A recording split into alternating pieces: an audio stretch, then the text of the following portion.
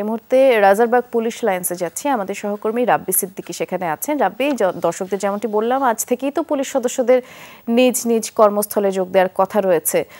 আপনি যেখানে আছেন অর্থাৎ রাজারবাগ পুলিশ লাইন্সে, কি অবস্থা দেখছেন? পুলিশ সদস্যরা থানাগুলোতে ফিরতে শুরু করেছেন কিনা এবং সবশেষ যেই পরিস্থিতি সেটি জানতে চাই। যত্ন ভালোবাসা থাকলে সব রান্নাই সুস্বাদু হয়। এসিআই পিওর শাহী বিরিয়ানি মশলা, রান্না হোক ভালোবাসার ভাষা।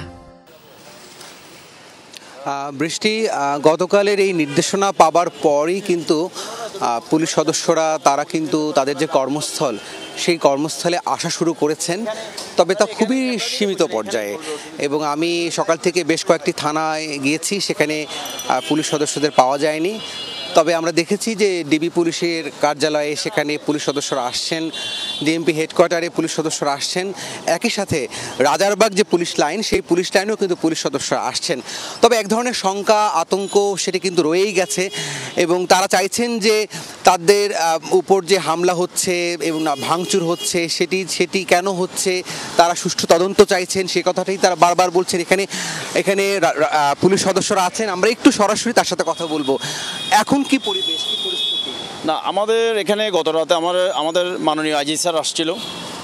আইজি স্যারকে আমাদের যারা সদস্য আছেন পুলিশ সদস্য রাজারবাগে সবাই তাদের বিভিন্ন মত বিনিময় করছেন এবং মোটামুটি আইজি স্যার যেহেতু বলছে সবাইকে যোগদান করার জন্য এবং সবাই বিভিন্ন জায়গা থেকে যোগদান করতেছে এবং আমরা আশাবাদী যদি পুলিশ নিরাপত্তা পায়। এটা তাদের মূল দাবি ছিল যে আইজি স্যারকে যেটা তারা বলছে যে আমাদের পুলিশ যেহেতু বিভিন্ন জায়গায় নিরাপদ নয়, সেহেতু যদি স্যার এটা নিরাপদ করা যায়, যদি সেনাবাহিনী যদি এটা সহযোগিতা করে, তবে এটা তাদের পক্ষে যে হারানো যে সম্মান এবং যে এটা ফিরে পাওয়া সম্ভব, এই যে এটা আশাবাদী এবং স্যার এটা আশ্বাস দিছে।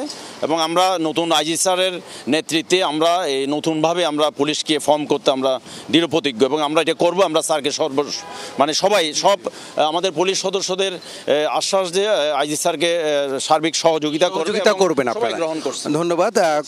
ধন্যবাদ। আসলে তারা চাইছেন নিরাপত্তা এবং শঙ্কা কেটে যাক, তারা তাদের কাজে ফিরুক।